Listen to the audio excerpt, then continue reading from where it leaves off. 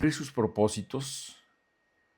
Vemos cómo elige a un pueblo, Israel, cómo elige a Abraham, cómo elige a Jacob en vez de Saúl, ¿verdad? Y lo vemos haciendo esto, ¿verdad? Escogiendo a Israel.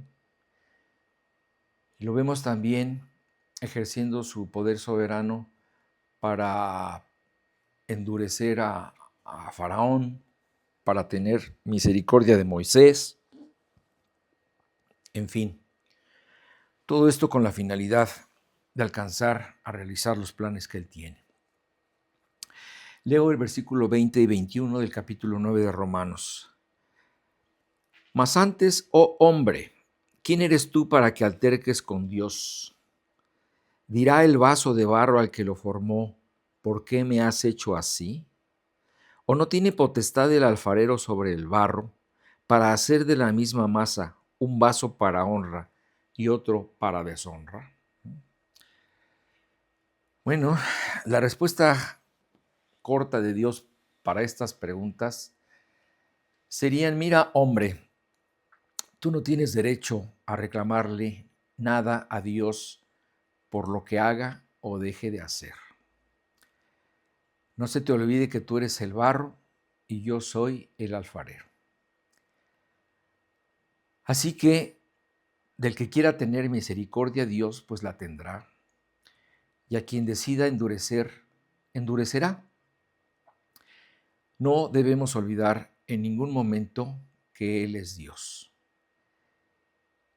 Sin embargo, esto es algo que puede producir mucha frustración y muchas reacciones negativas en muchas personas, ¿verdad? El hecho de no conformarse con lo que Dios haga o deje de hacer, sino más bien resistirse o entrar en rebeldía.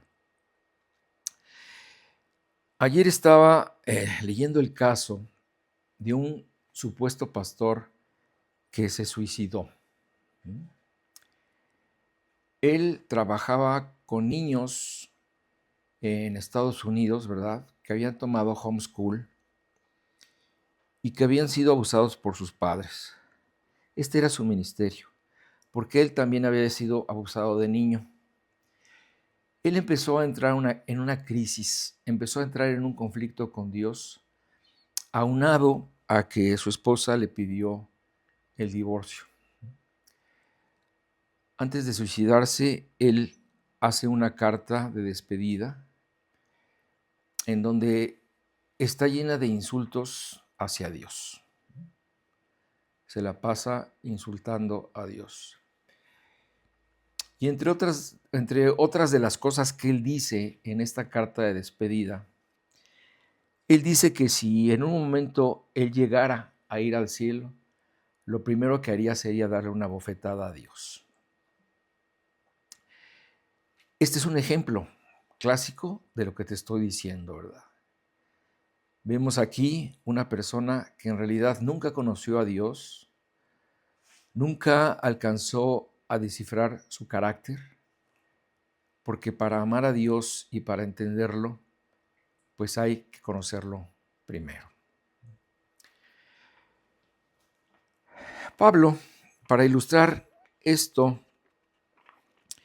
pone un ejemplo del alfarero, o retoma más bien el ejemplo del alfarero que había dicho el profeta Isaías en el capítulo 18, Jeremías, del capítulo 18, del versículo 3 al 6.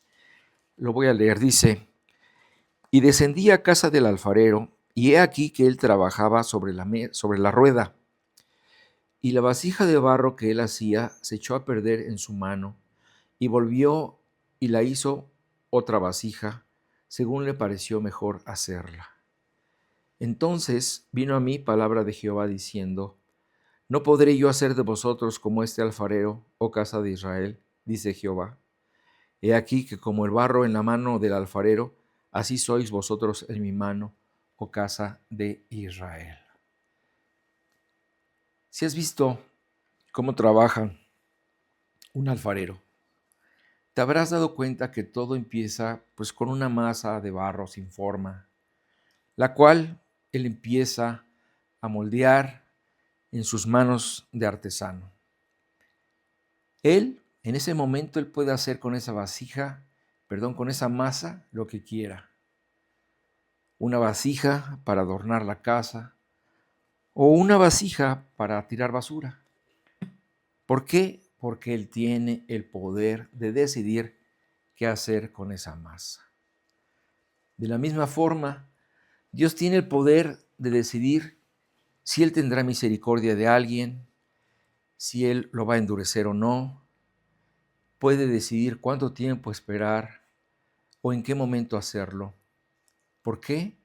Porque Él es el alfarero. Así que ante lo que el alfarero, Dios, disponga, la masa de barro, el hombre, no se puede quejar, ni puede reclamarle nada al artesano. La conclusión es que Dios puede hacer con Israel lo que Él quiera hacer, según lo que dice Romanos. Pero según el ejemplo de Jeremías, la enseñanza se amplía de forma favorable. Cuando el profeta explica que la intención de Dios hacia Israel es que Él puede rehacer a su pueblo tantas veces como sea necesario. Dios dice en este ejemplo, Dios no quiere desechar la masa, sino volverla a utilizar. Algo que nos habla de un resto final de Israel que será preservado y salvado en los últimos tiempos, porque la incredulidad actual de Israel como pueblo es temporal. Y así como Dios en toda época ha guardado dentro de la incredulidad un remanente, esto es un pequeño grupo de fieles, así lo hará al final para salvarlos a ellos. Esto Pablo lo tratará más detalladamente en el capítulo 11. Dice el versículo 22, y que si Dios, queriendo mostrar su ira y hacer notorio su poder, soportó con mucha paciencia los vasos de ira preparados para destrucción. Pablo nos dice que Dios tiene la facultad y el poder de derramar su ira sobre los vasos de ira, contra los vasos de deshonra. Estos son los israelitas que se han endurecido o todo aquel que se resiste a Dios, sobre los cuales Dios tiene el poder de juzgar y destruir o de ampliar su misericordia. En el ínter de que esto pasa o de que esto pueda pasar, Dios soporta con mucha paciencia. Esto es algo que nosotros deberíamos agradecerle a Dios, que antes de juzgar, destruir o endurecer, Él amplía su misericordia. Por eso dice la Biblia en Nehemías que Dios es tardo para la ira y grande en misericordia.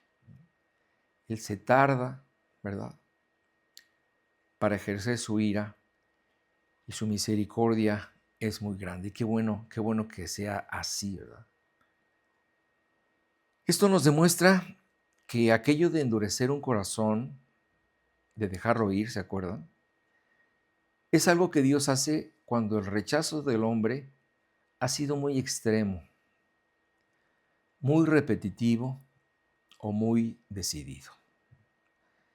Pero finalmente, solo Dios es el que conoce el corazón humano. Él sabe en qué momento ese corazón ya cruzó la línea y Dios decida comenzar a actuar en consecuencia. Al final, las personas que dieron ese paso, si no se arrepienten, serán parte de aquellos vasos preparados para la destrucción. Dice el versículo 23, y para hacer notorias las riquezas de su gloria, las mostró para con los vasos de misericordia que él preparó de antemano para gloria. Dios nos habla del gran contraste que existe entre los vasos preparados para destrucción y entre los vasos de misericordia que fueron rescatados y perdonados porque accedieron a obedecer a Dios. Y la diferencia entre unos y otros, pues hacen notorias las riquezas de la gloria de Dios. Esos vasos que Dios conoció desde siempre son y serán presentados como un testimonio, ¿verdad? Como depositarios y como representantes de la misericordia de Dios. Es algo que pues cada uno de nosotros aspira a ser, ¿verdad? Pertenecer a esos vasos para honra, esos vasos de misericordia y no pertenecer a esos vasos que serán destruidos. Dice el versículo 24, a los cuales también ha llamado, esto es, a nosotros, no solo de los judíos, sino también de los gentiles. Aquí se nos dice que las buenas noticias del Evangelio, que fueron presentadas primero a los judíos, fueron dadas a todos los demás a costillas del desprecio del pueblo de Jesús. Vamos a adelantarnos un poquito para ver esto en el capítulo 11, versículo 30 y 31. Después lo veremos con detalle. Dice, pues como vosotros también en otro tiempo erais desobedientes a Dios, está hablando de los gentiles, ¿verdad? Pero ahora habéis alcanzado misericordia por la desobediencia de ellos. Así también estos ahora han sido desobedientes para que por la misericordia concedida a vosotros, ellos también alcancen misericordia. Esto va a estar muy interesante cuando lleguemos a este capítulo, este juego que hay entre judíos y gentiles. ¿Esto qué quiere decir? Pues que los gentiles, acuérdense que los gentiles son todos aquellos que no son judíos, ¿no? Los gentiles que no teníamos nada de lo que se le dio a Israel, ¿verdad? No teníamos esos lazos sanguíneos con los padres de Israel. No teníamos el conocimiento que tenía Israel de Dios. Vivíamos sin pacto, dice la Biblia, ajenos a las promesas y sin Dios en el mundo. A nosotros, los gentiles, se nos incluyó para ser parte del nuevo pueblo de Dios. Dice el versículo 25 y 26, como también en Oseas dice, llamaré pueblo mío al que no era mi pueblo, y a la no amada, amada. Y en el lugar donde se les dijo, vosotros no sois pueblo mío, allí serán llamados hijos del Dios viviente. Con esta expresión del profeta Oseas, Dios ratifica su deseo de incluir a todo el mundo, ¿verdad? Sin distinción de pueblo, raza, tribu o nación, para ser parte de sus planes, haciendo especial énfasis en que los gentiles no pertenecían al pueblo escogido por Dios, pero ante su respuesta positiva, la gente que no era amada sería llamada amada, y los que no eran su pueblo serían llamados a ser hijos del Dios viviente. Dice el versículo 27 y 28. También Isaías clama tocante a Israel. Si fuere el número de los hijos de Israel como la arena del mar, tan solo el remanente será salvo. Porque el Señor ejecutará su sentencia sobre la tierra en justicia y con prontitud. Al respecto del mismo tema, Pablo cita también al profeta Isaías, cuando dijo que el número de los hijos de Israel sería tan grande como la arena del mar, pero que solo un remanente, una porción, alcanzaría la salvación. ¿A qué se refiere este remanente? Pablo ratifica el hecho de que no todos los judíos como pueblo se salvarán, sino solo aquellos, un grupo de personas formado únicamente por los que respondan al llamado de Dios y crean por fe en Jesús. La palabra no ha fallado, como dijo Pablo en el verso 6. Tan solo ha sido así que el Señor ejecutará su palabra sobre la tierra en justicia y prontitud. Pablo va a ir siguiendo tocando este tema, ¿verdad? De estos judíos que al final se van a salvar. Esto es algo que suena rápido, vamos a profundizar en ello, pero si tú lo ves, va a ser un acontecimiento extraordinario. Pero falta para redundar en el tema cuando lleguemos al capítulo 11. Dice el versículo 29, y como antes dijo Isaías, si el Señor de los ejércitos no nos hubiera dejado descendencia, como Sodoma habríamos venido a ser y a Gomorra seríamos semejantes. Fíjense, dice aquí Isaías, si el Señor, ¿verdad? Si Dios de los ejércitos no hubiera dejado una descendencia, aquí se está haciendo nuevamente referencia a la bendición de este remanente dentro del pueblo de Dios que va a ser fiel, ¿verdad? Que finalmente va a encontrar a Dios y va a reconocer en Cristo a su Mesías. Y con esto evitará terminar en las condiciones morales a las que llegó Sodoma y Gomorra. Porque como ya vimos, si tú te niegas a seguir a Dios, Él puede dejar que te vayas en tus caminos y esto te puede llevar pues a destinos muy oscuros. ¿Quién no quisiera que esto se acelerara? Porque si nosotros volteamos a ver al pueblo actual de Israel, lo vemos así en un camino muy directo y muy cercano a convertirse en Sodoma y Gomorra. La semana pasada, que fue, ¿cómo le llaman? La celebración del orgullo gay, precisamente en Israel, en el lugar donde fue Sodoma y Gomorra, hicieron un festival gay como nunca se había hecho en su historia.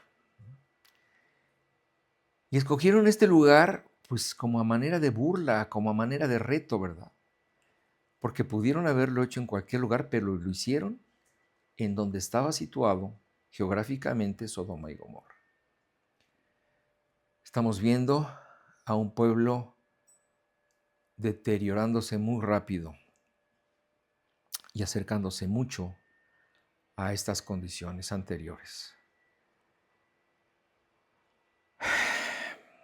De aquí en adelante, del versículo 30 a Romanos 10, 21, básicamente Pablo presenta a Cristo como la única forma de alcanzar la justicia que Dios demanda del hombre, la cual se alcanza por fe, contrario a los judíos que querían imponer su propia justicia a través de las obras de la ley o por ser hijos físicos de Abraham.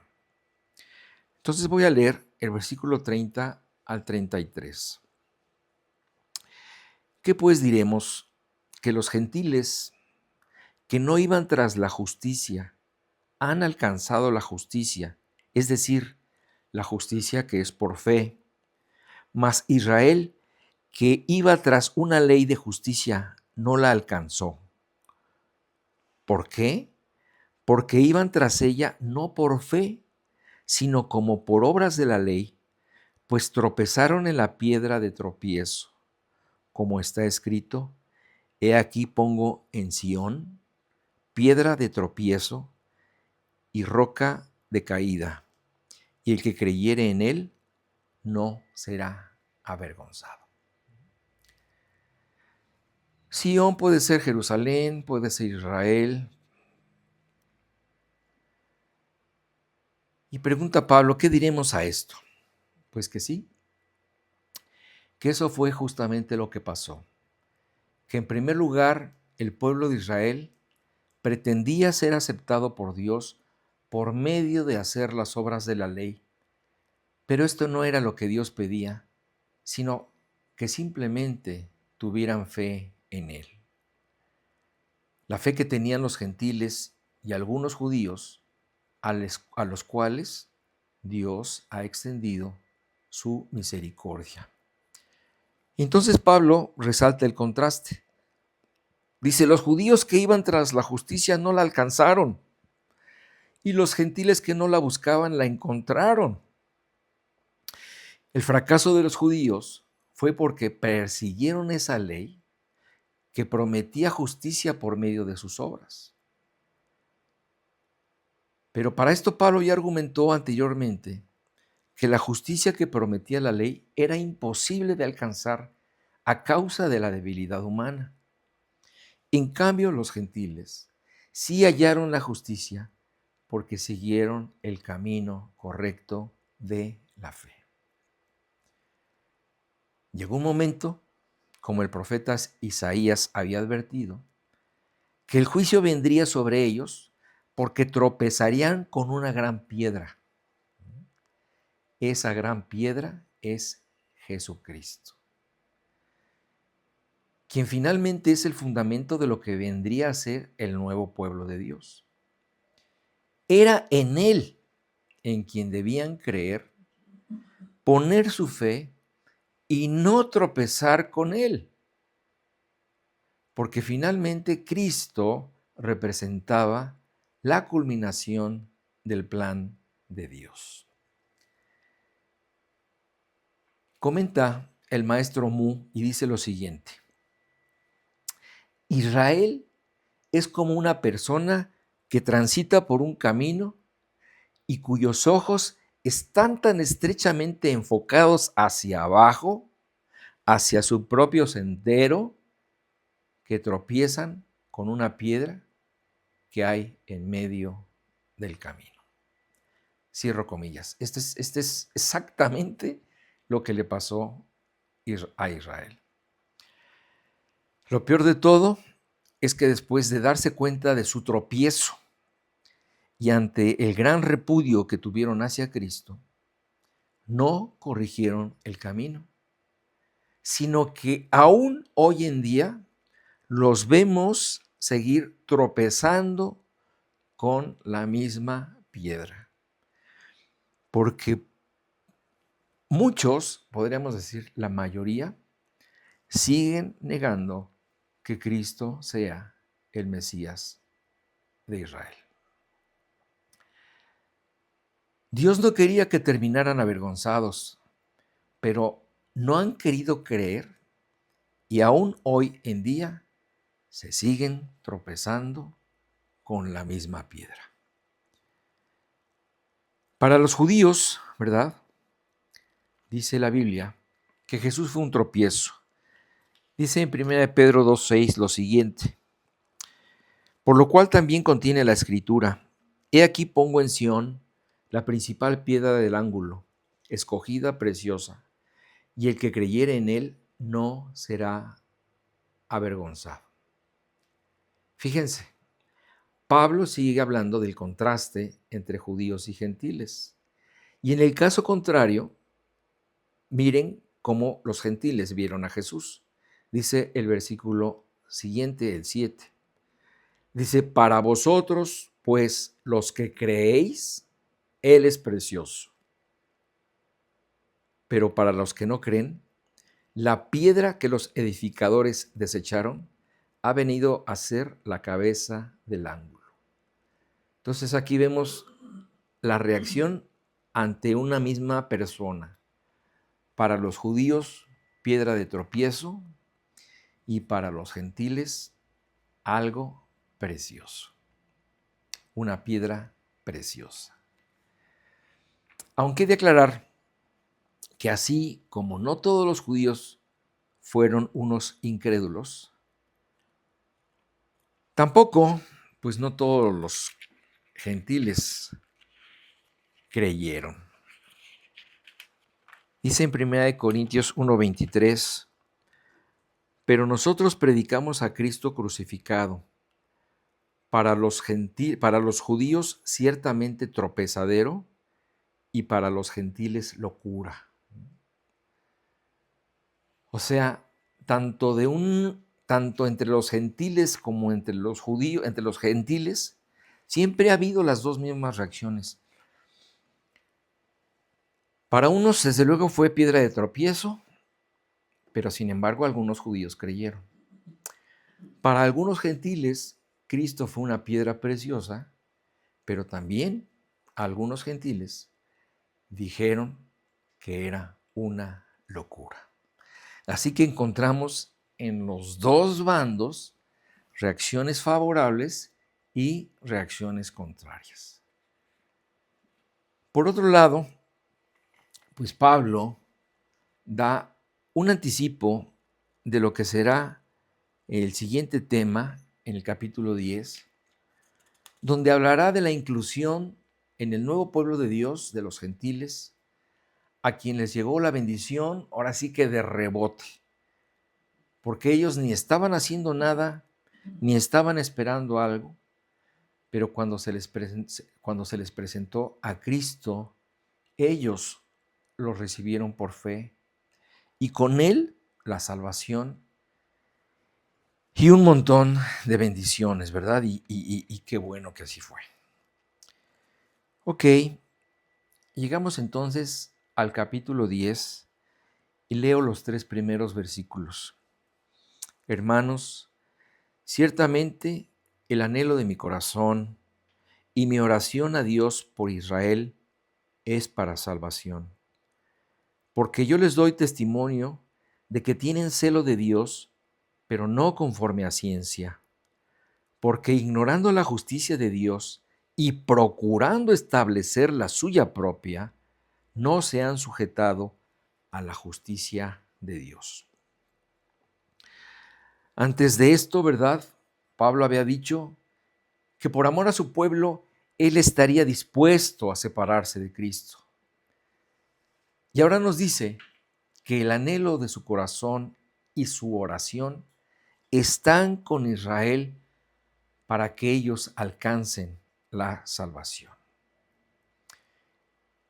En el capítulo 9 comenzó a cuestionar el por qué Israel no había alcanzado la salvación. Y aquí lo sigue explicando. Y habla y dice que él da testimonio de que ellos tienen celo de Dios. Ellos tenían muchos deseos de servir a Dios, pero habían perdido el sentido de la enseñanza de Dios o simplemente la habían hecho a un lado. Y es que el entusiasmo y las ganas no son suficientes. Es más, ni siquiera la fe, cuando está mal dirigida u orientada, es suficiente. Y el punto culminante de esto es cuando sigue diciendo Pablo, yo doy testimonio de que tienen celo de Dios, pero no conforme a ciencia. Esto quiere decir que sus ganas de agradar a Dios han sido sin conocimiento, sin tomar en cuenta lo que Dios dice o aplicándolo mal. Y este es el error de los errores.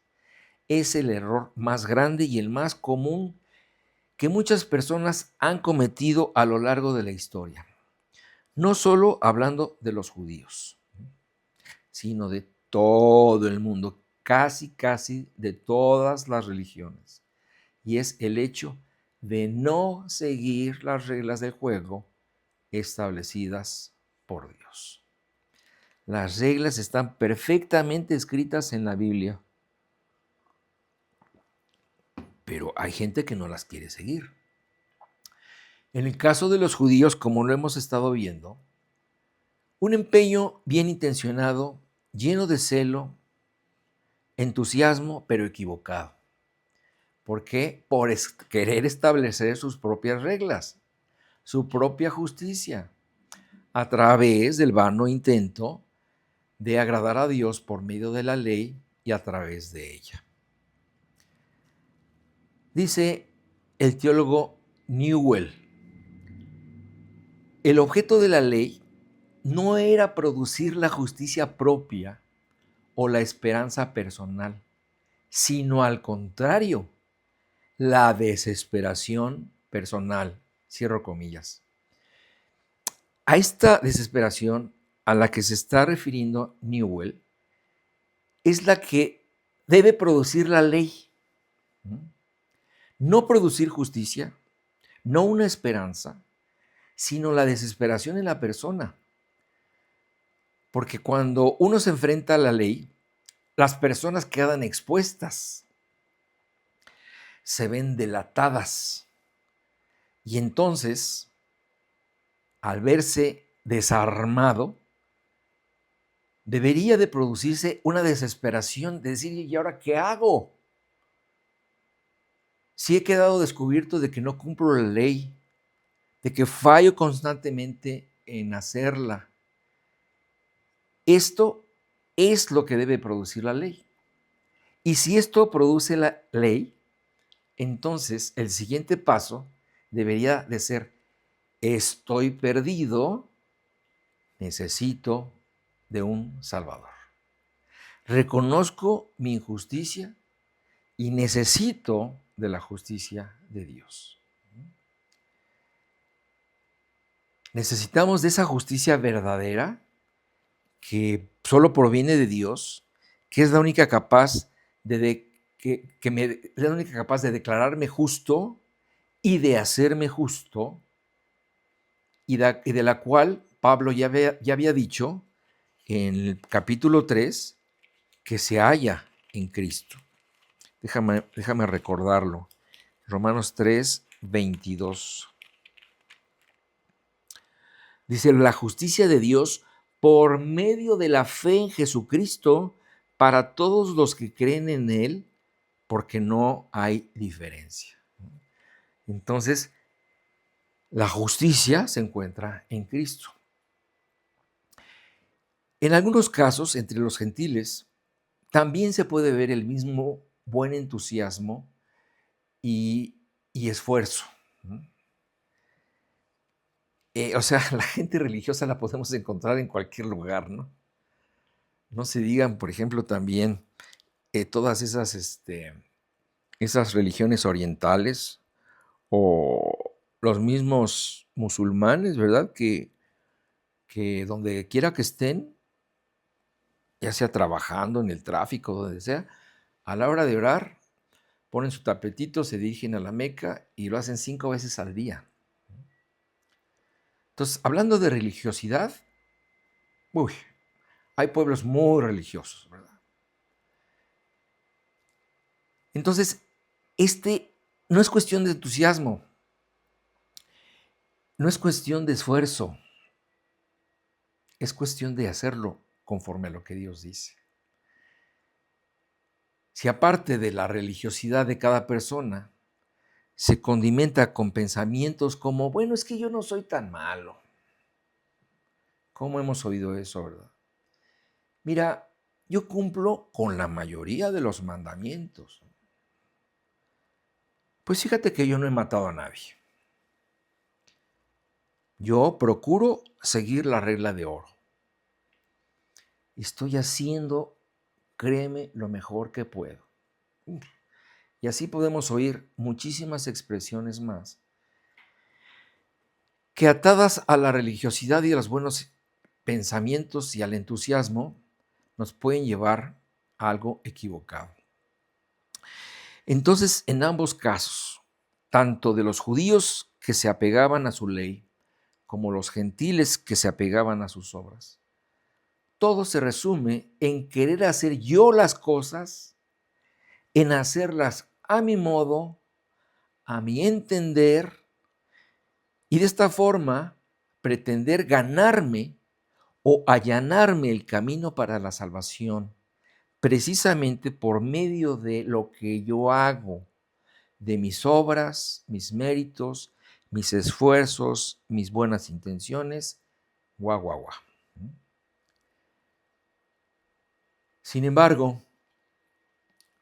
dice aquí Pablo que a mi pueblo, este pueblo celoso, ¿verdad?, de hacer las cosas, le faltó conocer cómo hacer las cosas. Y el gran error fue que desecharon a Jesucristo. Como dice Pablo en Colosenses, es en Cristo donde están escondidos todos los tesoros de la sabiduría y del conocimiento. Y este conocimiento en Cristo fue el que despreciaron los judíos. Así que tratar de agradar a Dios de esta forma es imposible. Es vano, es inútil y es ocioso.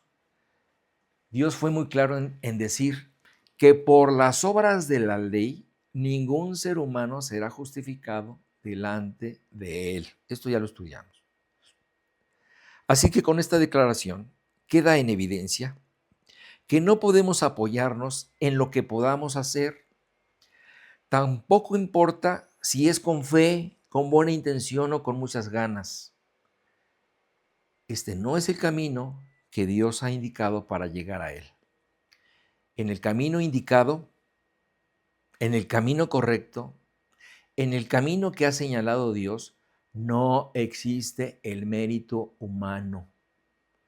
No existe el de aquel que hizo, solo existe el mérito de aquel que hizo todo por ti, que fue Cristo, quien nos da lo que ni la ley, ni las obras, ni nada puede dar. Fíjate cómo dice en Proverbios 19:2, dice que el entusiasmo sin conocimiento no vale nada.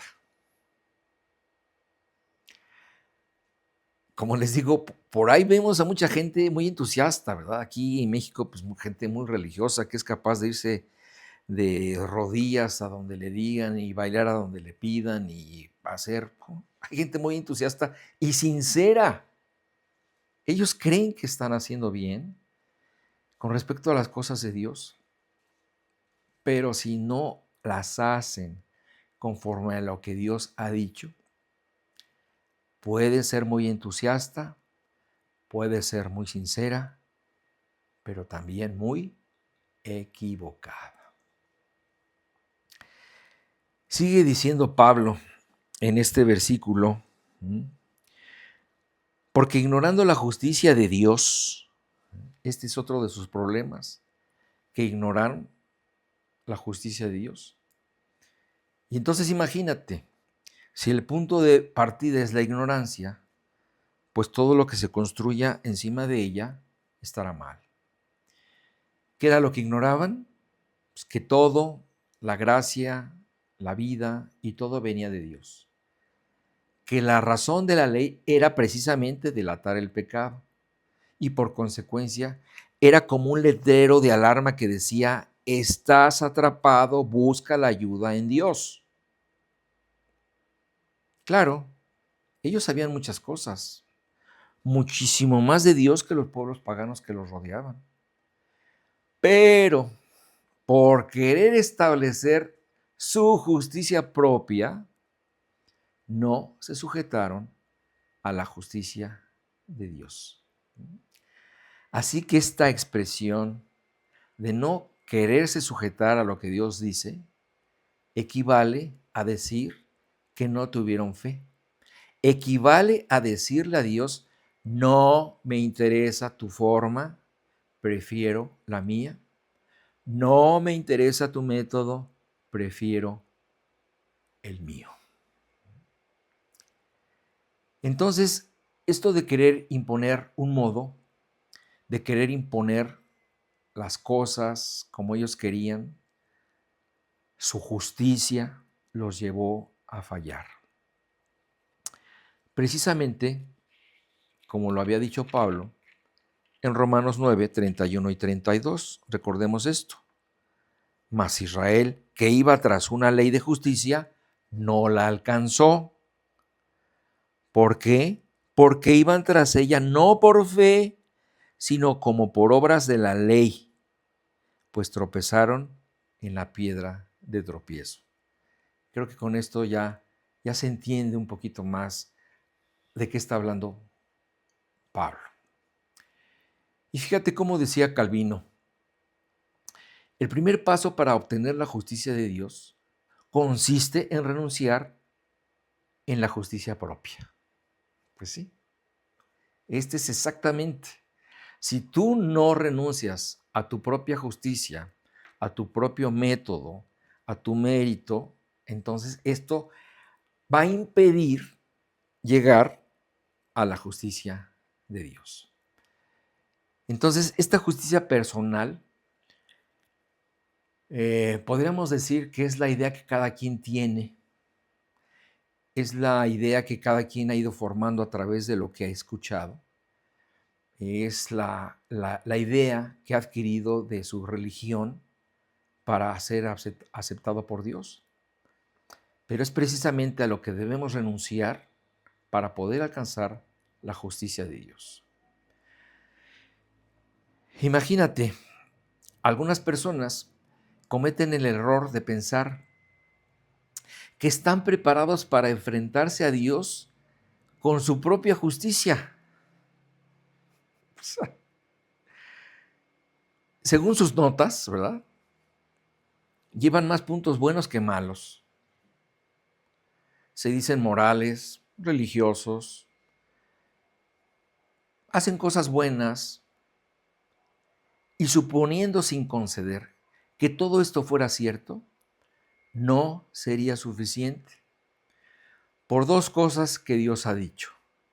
Primeramente, porque dice que no hay un solo justo, ni siquiera uno.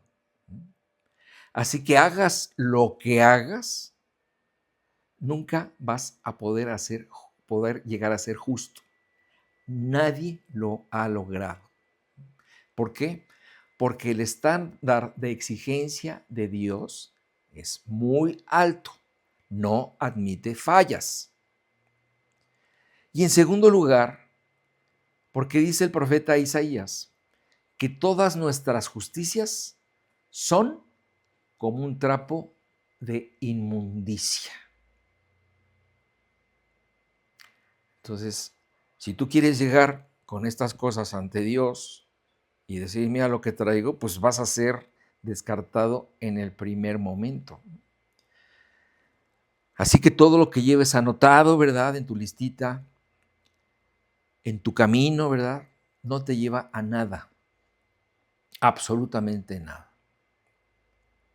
Sin embargo, hay otro camino, el de la justicia de Dios, a la cual se llega sin méritos, sin esfuerzos, sin obras. Este es el verdadero camino que te lleva a la justicia de Dios, que es por medio de la fe en Cristo. Porque Él satisfizo las demandas de la justicia de Dios en la cruz. Y ahora, eso, nos dice Pablo en Tito 3, del 5 a 7, están a tu disposición. Como dice Tito, Capotito, dice así, nos salvó no por obras de justicia que nosotros hubiéramos hecho, sino por su misericordia, por el lavamiento de la regeneración y por la renovación del Espíritu Santo, el cual derramó en nosotros abundantemente por Jesucristo nuestro Señor, para que justificados por su gracia viniésemos a ser herederos conforme a la esperanza de la vida eterna. Así que hay dos caminos. O escoges uno que te va a llevar a la muerte, o escoges el de la fe que te llevará a la vida. Comenta el doctor Epp: la justicia que cumplió nuestro Señor Jesucristo fue puesta a nuestro favor. Nos es imputada cuando creemos en Él y mediante esta fe recibimos la justificación. Es clarísimo en la palabra de Dios, es clarísimo esto. No puede haber dudas con respecto a cómo alcanzar la justicia de Dios. Y ya veremos la semana que entra, si Dios quiere, cómo Pablo remata este argumento en los siguientes versículos. Así que, hermanos, que Dios los bendiga. Maranata.